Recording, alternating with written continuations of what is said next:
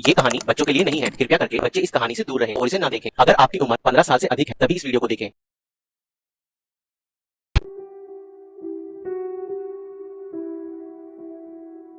ये कहानी मीना की है, जो एक ठेठ गांव में रहती है। मीना की उम्र 16 साल है। अरे उठ अभागन, कब तक सोएगी? सूरज सर पर आ गया है। कुछ काम धंधा करना नहीं है, बस बैठ के खाट तोड़ती रहती है। क्या हुआ? क्या हुआ? क्यों री महारानी, कुछ काम वाम करना है कि नहीं, या फिर यहाँ पर बैठ के मुफ्त की रोटियां तोड़ेगी? लेकिन पिताजी, आज मेरा 12वीं का एग्जाम है। क्यों री करमजली, पैदा होते ही अपनी माँ को खा गई और वो तुझे बोझ बनाकर मेरे ऊपर छोड़ गई।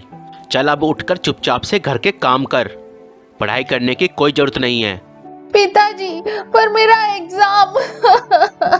लगता है तू ऐसे नहीं मानेगी, तेरे सर से पढ़ाई वाला भूत उतारना ही पड़ेगा। मीना के पिता उसे बहुत मारते हैं और मीना बहुत चीखती और चिल्लाती है, मगर उसकी चीखें सुनने वाला कोई नहीं था। नहीं पिताजी, नहीं। आज के बाद पढ़ाई का नाम लिया तो तेरी खाल उतार दूंगा। और मीना के पिता उसे बर्तनों के ढेर के पास ले जाकर पटक देते हैं और मीना रोते हुए बर्तन मांजने लगती है। उसके पिता की मार से मीना की तबीयत खराब हो जाती है और उसे बुखार चढ़ जाता है। वह जैसे तैसे करके बर्तन मांजकर अपने कमरे में आराम करने के लिए जाती है। तभी उसके पिता बोलते हैं, क्यों री महारानी, कहाँ चली? कल के कपड़े क्या तेरी मरी हुई माँ धोएगी? चल जाके कपड़े धो। पिताजी, मेरी तबीयत ठीक नहीं है, मुझे थोड़ा आराम करने दीजिए। मैं कल सारे कपड़े धो दूंगी। क्यों री, बहुत नाटक आ गया है तुझे? जाके पहले सारे कपड़े धो और उसके बाद घर की अच्छे से सफाई कर, तब जाके तुझे आज खाना मिलेगा। और खबरदार, बिना घर का सारा काम किए रोटी तोड़ी या आराम किया तो आज मैं तुझे अपनी जूती से बहुत मारूंगा। नहीं पिताजी, नहीं नहीं, ऐसा मत कीजिएगा। ठीक है ठीक है ठीक है, मैं सारा काम करती हूँ पिताजी, मैं सारा काम करती हूँ। और मीना की तबीयत खराब होने के बावजूद वह रोते हुए घर का काम करने लगती है और अपने मन में भगवान से बोलती है, हे भगवान, तूने मुझे इतना अभागा क्यों बनाया है? जब मीना का जन्म हुआ, उसे जन्म देते ही उसकी माँ चल बसी, क्योंकि मीना के पिता मीना की माँ के साथ भी ऐसा ही करते थे। उससे घर का सारा काम कराते थे, मगर उसे खाने को कुछ नहीं देते थे। और खाना ठीक से न मिलने के कारण उसके शरीर में खून की कमी हो गई और मीना को जन्म देते ही उसकी माँ चल बसी।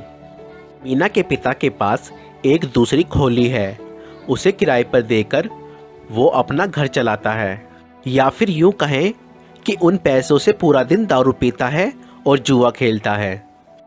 फिर घर का सारा काम खत्म करने के बाद वह रसोई में जाती है, क्योंकि उसे बहुत जोर से भूख लगी होती है। मीना ने सुबह से कुछ नहीं खाया था और अब रात भी काफ़ी हो चुकी थी। वह अपने लिए खाना परोसती है तो देखती है सिर्फ एक रोटी के बर्तन में पड़ी है। मीना उस एक रोटी से अपना पेट भरती है और उसके ऊपर से ढेर सारा पानी पी लेती है, ताकि उसे रात को फिर से भूख न लगे। फिर वह खाना खा के सो जाती है। अगली सुबह उसे बहुत जोरों से बुखार चढ़ा होता है। वह अपनी खाट पर सोई होती है। ए लड़की, तुझे रोज रोज उठने के लिए बोलना पड़ेगा क्या? तेरा कुछ करना पड़ेगा, नहीं तो तू यहाँ पड़ी पड़ी मेरी छाती पर मूंग दलती रहेगी। पिताजी, आज मेरी तबीयत बहुत खराब है, उससे आज उठा भी नहीं जाएगा। मगर मीना के पिता उसकी एक नहीं सुनते और उसे बहुत मारते हैं और दिन भर उसे कुछ खाने के लिए भी नहीं देते। कुछ दिन ऐसे ही बीत जाते हैं। फिर एक दिन मीना के पिता के स्कूल के दोस्त, जो कि शहर में रहते हैं, उनके घर आते हैं। उसका नाम सरताज था, जो कि एक नंबर का नशेड़ी और चरसी था और उसके ऊपर अपनी पहली बीवी का मर्डर केस चल रहा था। अरे मांग्या, कैसा है? अरे सरताज, तू अरे आज कैसे रास्ता भूल गया? बस मान गया। आज तेरे साथ बैठ के पीने का मन हुआ तो तेरे घर की तरफ चला आया। हाँ हाँ जरूर। मीना जरा सरताज के लिए पानी लिया। आजा सरताज, बैठ। मीना पानी लेकर आती है तो सरताज उसे ऊपर से नीचे तक देखता है। फिर मीना वहां से चली जाती है। अरे मांगिया, ये खूबसूरत लड़की कौन है? अरे यार, ये मेरी बेटी है। इसकी माँ तो मर गई और इसे मेरी छाती पर मूंग दलने को छोड़ गई। ये घर का कोई काम नहीं करती, बस खाट में पड़ी रोटी तोड़ती है। मैं तो इससे बड़ा तंग आ गया हूँ। अच्छा, तो मांगे तू अपनी बेटी का ब्याह मेरे साथ करा दे। तुझे मैं मोटी रकम दूंगा और तेरी बेटी को शहर में ले जाकर रानी बना के रखूंगा। मीना का पिता फौरन हाँ कह देता है और अपनी 16 साल की बेटी की शादी उस अधेड़ उम्र के आदमी के साथ तय कर देता है और बदले में मोटी रकम वसूल करता है। जब ये बात मीना को पता चलती है तो वह अपने पिता के पैरों में गिरकर कहती है, पिताजी, मैं घर का सारा काम करूंगी और दिन में बस एक ही टाइम खाना खाऊंगी, मगर मेरी शादी कृपया करके एक अधेड़ उम्र के आदमी से मत कीजिए। अब क्या जिंदगी भर यहाँ बैठ के मेरी छाती पर मूंग दलेगी? चल भाग यहाँ से। मीना के ना चाहते हुए उसके पिता उसकी शादी मीना से 4 गुना ज्यादा उम्र के आदमी से कर देते हैं जो दिन भर दारू पीता है। शादी की पहली रात मीना डरी सहमी अपने पति के घर के एक कोने में बैठी होती है। फिर कुछ देर बाद मीना का पति दारू के नशे में कमरे में आता है। ए लड़की, तू तो एकदम कच्ची कली है रे, तुझे तो मैं यूं मसल दूंगा। मीना बहुत घबराई हुई रहती है। उसका पति उसे उठाकर बिस्तर पर पटक देता है और रात भर मनमानी करता है। मीना दर्द से चीखती और चिल्लाती है पर उसकी सुनने वाला कोई नहीं होता।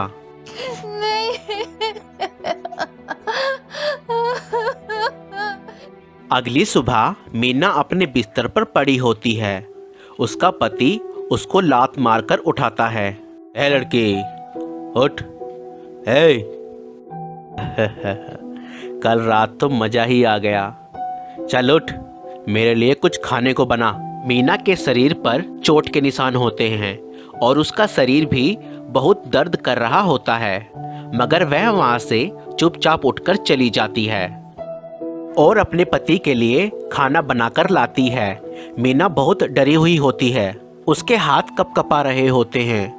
उसके हाथ से पानी का गिलास छूटकर उसके पति के जूते पर गिर जाता है। उसका पति उस पर चिल्लाता है और उसे थप्पड़ मारता है। क्यारी, तुझे दिखाई नहीं देता? मेरा जूता खराब कर दिया, चल साफ कर मेरे जूते को। मीना का पति रोज उसे गंदी गंदी गालियां देता और उसके साथ मारपीट करता था और मीना के ना चाहते हुए भी उसके साथ शारीरिक संबंध बनाता था। मीना के पास उसका दुख बांटने वाला कोई नहीं था। वह अकेली सब कुछ सहे जा रही थी। एक दिन मीना के पति के पास दारू पीने के पैसे नहीं थे। वह किसी व्यापारी को एक रात के लिए मीना को बेच देता है। गिन ले, पूरे पैसे हैं। आज रात के लिए वो लड़की मेरी।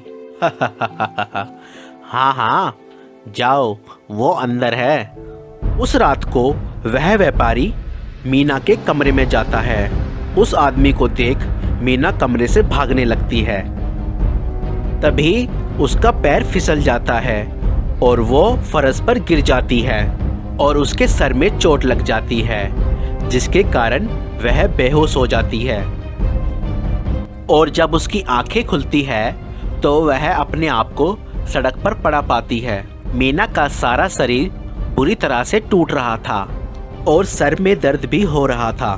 तभी वहां पर एक टेम्पू आकर रुकता है और उसमें से 2 आदमी उतरते हैं और वह मीना के पास आते हैं। अरे वाह, कितनी सुंदर लड़की है, आज तो मजा आ जाएगा। हा हा हा हा हा। मेरे पास मत आना, मेरे पास मत आना, मेरे पास मत आना।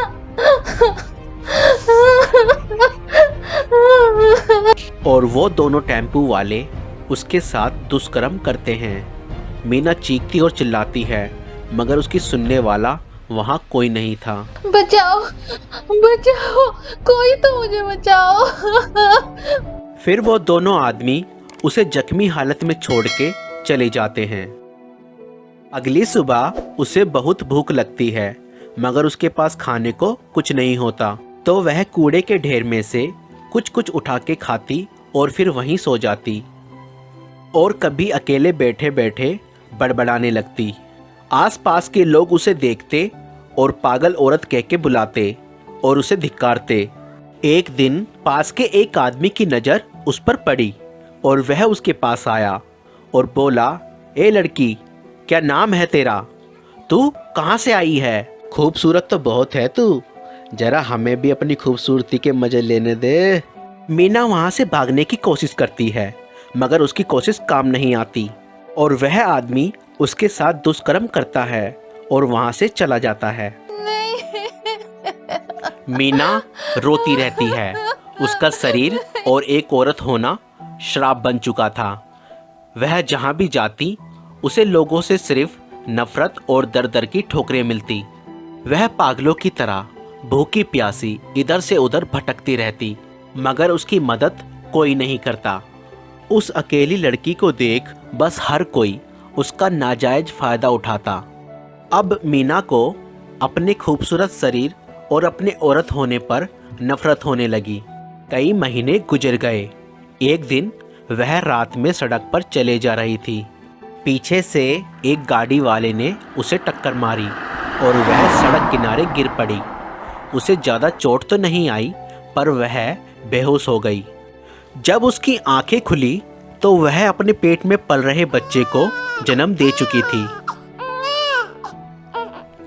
ये बच्चा उन्हीं दरिंदों का था जिन्होंने उसके साथ दुष्ट कर्म किया था। अब उस बच्चे की जिंदगी मीना के हाथ में थी। अब बेचारी मीना उस बच्चे का क्या करेगी? क्या वो अपने बच्चे के लिए जिंदगी में संघर्ष करेगी या फिर खुदकुशी? अब उसका जीवन कौन सा नया मोड़ लेगा, या उसकी जिंदगी में कोई मसीहा बन के आएगा और उसकी जिंदगी बदल देगा? मीना की जब आंखें खुलती है तो वह अपने बच्चे को देखती है। वह उसे साफ करके अपने सीने से लगाती है और उसे दूध पिलाती है। फिर अगले दिन, साहब, 2 दिन से खाना नहीं खाया है, थोड़ा कुछ खा लूंगी तो छाती में दूध उतर आएगा, वरना मेरा बच्चा भूख से मर जाएगा साहब। चल चल, बच्चे के मरने का बहाना बनाती है, भीख मांगती है, शर्म नहीं आती? चल भाग यहाँ से। मीना रोड पर मारी मारी फिरती, मगर उसे कोई खाने के लिए कुछ नहीं देता। फिर वो अपनी जिंदगी से परेशान होकर ट्रेन की पटरी पर मरने के लिए चली जाती है।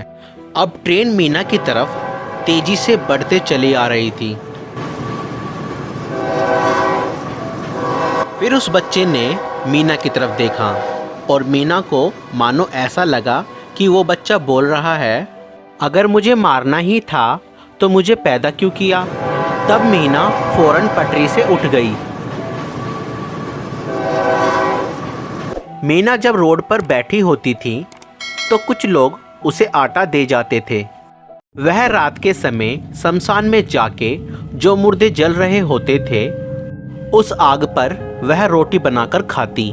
एक औरत का शमशान में जाना मना होता है, मगर उसका बच्चा शमशान में ना पहुंच जाए उसके लिए वह आग की तलाश करती शमशान में पहुंच जाती, क्योंकि शमशान में उसे आग मिल जाती थी रोटी बनाने के लिए।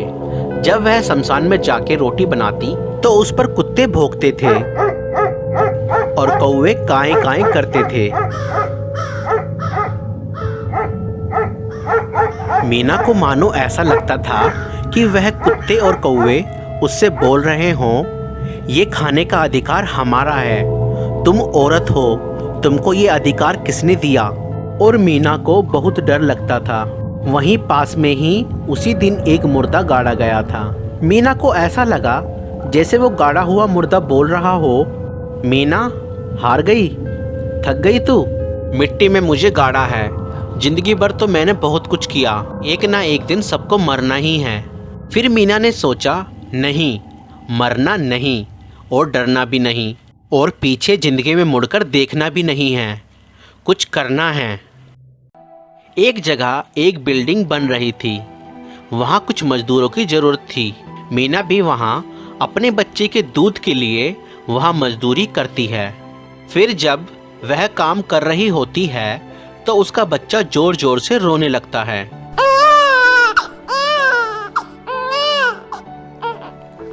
ए मीना, देख तेरा बच्चा रो रहा है।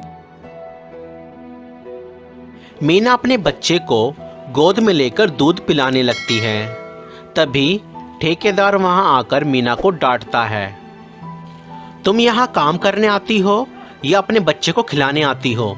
साहब, बच्चा बहुत देर से भूख के मारे रो रहा था, इसलिए उसे दूध पिला रही हूँ। तुम यहाँ काम करने आती हो या दूध पिलाने? कल से काम पर आने की कोई जरूरत नहीं है, अपने घर बैठकर बच्चे को दूध पिलाओ। साहब, ऐसा मत कहिए, मैं भी काम करती हूँ। अगले दिन मीना काम शुरू करने से पहले अपने बच्चे को बोलती है, बेटा, आज भूख बर्दाश्त कर लेना। आज मम्मी मजदूरी करके आपके लिए निप्पल और दूध खरीदेगी, ताकि आप मेरे काम करते टाइम बोतल से दूध पी सको। बस आज भूख बर्दाश्त कर लेना मेरा बच्चा। अगर मैं काम छोड़कर तुझे दूध पिलाने आई तो मुझे काम से निकाल देंगे, मगर मैं लंच टाइम में आऊंगी आपके पास। तब तक आप खेलो, मम्मी बस अभी आई। मगर मीना का बच्चा फिर से रोने लगता है और मीना से अपने बच्चे का रोना देखा नहीं जाता और वह अपने बच्चे को दूध पिलाने आ जाती है। तभी ठेकेदार उसको आकर फिर से डांटने लगता है, तुझे कल जो समझाया था तुझे समझ नहीं आया? यहाँ फालतू का पैसा लेने आती है क्या? पूरा दिन बस अपने बच्चे के चिपकी रहती है, कोई काम धाम करती नहीं है। अभी की अभी निकल जाए यहाँ से। साहब, बच्चा जोर जोर से भूख के मारे रो रहा था। मैं एक माँ हूँ, अपने बच्चे को चाह कर भी मजबूरी में भूखा और रोता हुआ नहीं देख सकती। मैं तो क्या, दुनिया की कोई भी माँ ऐसा नहीं कर सकती। आप तो एक आदमी हो ना, एक माँ का दर्द नहीं समझ सकते। ये भाषण कहीं और जाके दे, मैंने यहाँ कोई समाज सेवा केंद्र नहीं खोला हुआ। फिर मीना वहाँ से चली जाती है। मीना ने जगह जगह जाकर काम मांगने की कोशिश की, मगर उसके बच्चे के कारण उसे कोई काम नहीं देता, क्योंकि उसका बच्चा बहुत छोटा था और सब सोचते थे इसे काम दिया तो ये काम नहीं कर पाएगी अपने बच्चे के चलते। फिर एक दिन, मुन्ना, मुन्ना, मुन्ना, तू कुछ बोलता क्यों नहीं?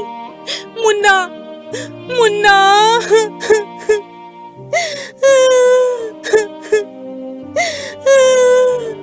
नरिया मादा। जी। अरे लड़का था या लड़की? जी लड़का। उम्र? 1 महीना। नाम?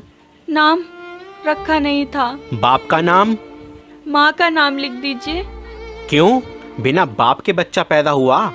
जाओ बच्चे के बाप को लेकर आओ, सर्टिफिकेट लेकर आओ पैदा होने का और मरने का।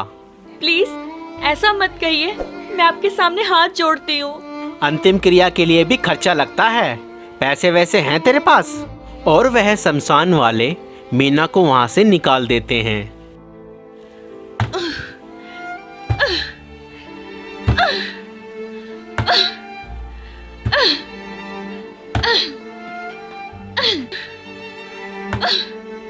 और फिर मीना एक गड्ढा खोदकर अपने बच्चे को दफना देती है और बहुत रोती है।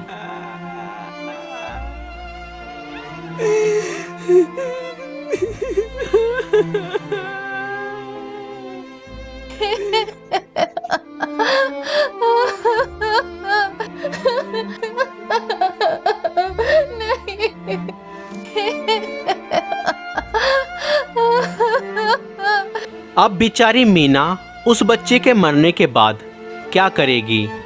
क्या वो अपने बच्चे के जाने के बाद अपनी जिंदगी में जीने के लिए संघर्ष करेगी या फिर खुदकुशी? अब मीना का जीवन कौन सा नया मोड़ लेगा, या उसकी जिंदगी में कोई मसीहा बनकर आएगा और उसकी जिंदगी बदल देगा।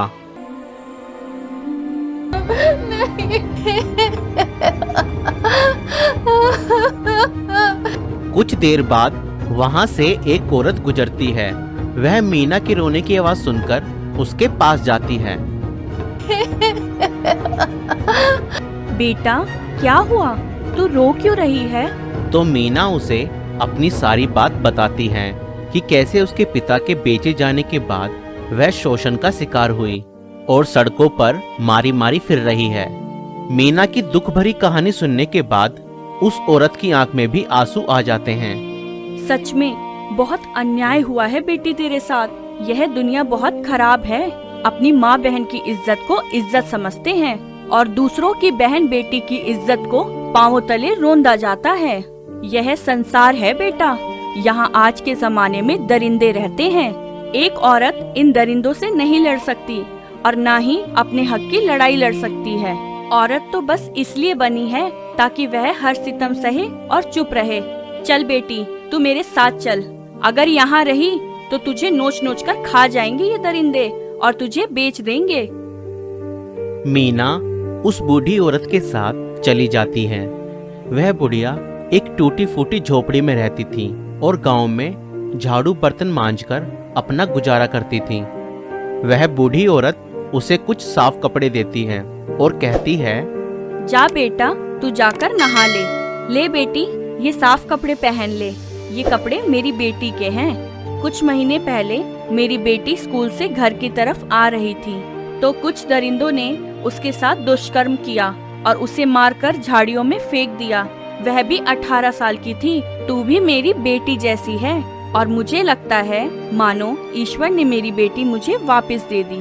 बेटी, सब बातें भूलकर एक नई जिंदगी शुरू कर। देर सवेर परमात्मा उनके बुरे कामों का फल उन्हें जरूर देगा।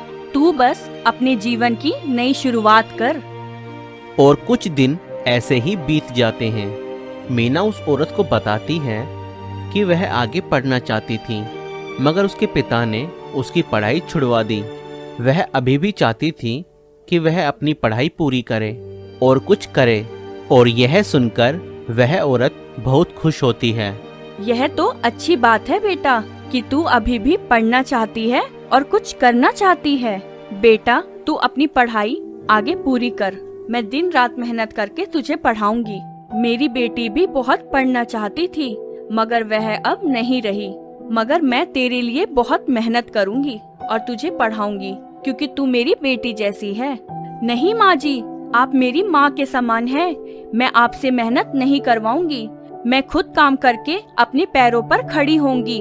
बस आप मेरा साथ दें। हाँ बेटा, मैं तेरे साथ हूँ, तो चिंता मत कर। ईश्वर कोई न कोई रास्ता तुम्हारे लिए जरूर खोलेगा। और कुछ दिन बाद मीना को कोई ढंग का काम ना मिलने के कारण वह अपनी मुंह बोली माँ से जिद करके सफाई का काम करने को बोलती है। उसकी मुंह बोली माँ उसे गांव के प्रधान के घर में सफाई के काम पर लगा देती है। एक दिन मीना काम कर रही होती है, तभी एक लड़का बाइक से तेजी से उस घर के अंदर आता है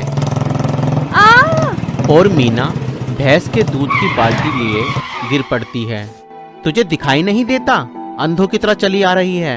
यह प्रधान जी का छोटा लड़का है, अमित, जो गांव से दूर शहर में पड़ता है। जी माफ करना, आप एकदम से बाइक लेकर आए, मैं देख नहीं पाई। चल कोई बात नहीं, आगे से मगर ध्यान रखियो। तुझे पहले तो कभी नहीं देखा। यहाँ नई आई है क्या काम पर? जी। ये क्या कर दिया? सारा दूध गिरा दिया। अरे तू तो आते ही नुकसान करने लगी। वो माँ जी, मैंने जानबूझकर नहीं किया। ये एकदम से बाइक लेकर आ गए, मैं देख नहीं पाई। अरे माँ, छोड़ ना, तू जाकर अपना काम कर ले। जी। अरे तूने इसे जाने क्यों दिया? आज तो इसने दूध गिराया है, कल को कुछ बड़ा नुकसान करेगी। चल छोड़, और बता तेरी पढ़ाई कैसी चल रही है? और तूने तो बताया भी नहीं कि तू आज आने वाला है। अरे माँ, देश में इतना कोरोना वायरस फैल रहा है, इसलिए सरकार ने स्कूल और कॉलेज सब बंद कर रखे हैं, तो मैंने सोचा घर आ जाऊं। अरे बेटा, शहर में ही है ये कोरोना वरोना, यहाँ गांव में ना है। हम तो यूं ही घूमते रहते हैं बिना मास्क के। अरे माँ, ऐसा मत बोल, लाखों लोग इस वीडियो को देख रहे हैं, उन तक गलत मैसेज जाएगा। मास्क जरूर लगाएं और अपने हाथों को बार बार सैनिटाइज करें। अगर कोरोना को हराना है तो मास्क और सैनिटाइजर लगाना है। चल ठीक है, अब यही बातें करता रहेगा या अंदर भी चलेगा? अमित, तू जाकर मुंह हाथ धो ले, तब तक मैं तेरे लिए चाय नाश्ता बनवा देती हूँ। ठीक है माँ। ए मीना, अमित के लिए बढ़िया सी चाय बना दे। ठीक है माँ जी, अभी बनाती हूँ। और मीना चाय बनाकर लाती है। अरे वाह, चाय तो बहुत बढ़िया बनाई है, मजा आ गया। अगले दिन मीना, सारा काम खत्म हो गया? जी माँ जी, सारा काम खत्म हो गया। तो एक काम कर, तू पीछे भट्टी पर चली जा।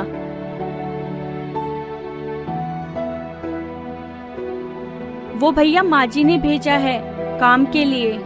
यह प्रधान जी का बड़ा लड़का है, जो भट्टी पर ईंट बनाने का काम संभालता है। ओह अच्छा अच्छा, तो तू एक काम कर, ये लकड़ियां उठाकर भट्टी में डाल दे।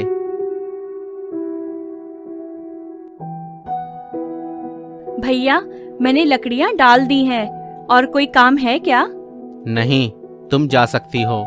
ठीक है भैया, वो माँ ने 100 रुपए मंगाए थे, उनकी तबीयत खराब है, उनके लिए दवाई लानी है। कल से तो तू काम पर आई है और आज तुझे एडवांस चाहिए? जा, चली जा, अभी ना है कोई पैसे वैसे। मीना रोते हुए वहाँ से जा रही होती है, तभी अमित वहाँ आ जाता है। क्या बात हो गई, क्यों रो रही है तू? जी कुछ नहीं। मैं बताता हूँ क्या बात हुई है। कल से काम पर आई है और आज 100 रुपए एडवांस मांग रही है। तो क्या बात हो गई भाई, दे देना, यहाँ काम नहीं करती क्या वो? क्या करना है क्या नहीं करना है तू मुझे मत समझा, तू जाकर अपनी पढ़ाई पर ध्यान दे, समझा? मीना, ये ले 100 रुपए। नहीं, आप रहने दीजिए, मुझे नहीं चाहिए। अरे रख ले और अपनी माँ को अच्छी सी दवा दिलवा देना। जी शुक्रिया। और फिर मीना वहाँ से चली जाती है। अमित, तू इनको सर पर चढ़ाकर अच्छा नहीं कर रहा। ये तो डंडे के आगे काम करते हैं, जिनको तू सर पर चढ़ा रहा है। अरे क्या हो गया, अगर 100 रुपए दे दिए तो वह यहाँ काम नहीं करते क्या? उन्हें पैसा देगा तो उनसे काम भी तो करवाएगा। वह कौन से फ्री के पैसे मांग रहे हैं तुझसे? और कितनी सैलरी देता है तू उनको? 2000 रुपए देता हूँ, बस 2000 रुपए? शर्म तो नहीं आती होगी तुझे? 4 आदमियों का काम तू एक से कराता है और सिर्फ 2000 देता है। बड़े सीधे लोग मिले हैं तुझे। किसी मजबूर की मजबूरी का फायदा उठाना अच्छा नहीं होता। तू जाकर अपना काम कर, मुझे मत सिखा। क्या आपके ख्याल में अमित का मीना से हमदर्दी करना ठीक है? क्या आज के समय में किसी मजबूर व्यक्ति का इस तरह से फायदा उठाना और उसे कम तनख्वाह देना ठीक है? अब मीना का जीवन कौन सा नया मोड़ लेगा, ये तो आने वाला वक्त ही बताएगा। अगर आप इस स्टोरी का पार्ट 4 देखना चाहते हैं तो #मीना पार्ट 4 लिखें और बताएं आपको ये वीडियो कैसी लगी, और इस वीडियो को लाइक करना ना भूलें। तो दोस्तों, अगर आपको ये वीडियो पसंद आई तो इस वीडियो को लाइक करें, और अगर हमारे चैनल पर नए हैं तो हमारे चैनल को सब्सक्राइब करें। Thank you.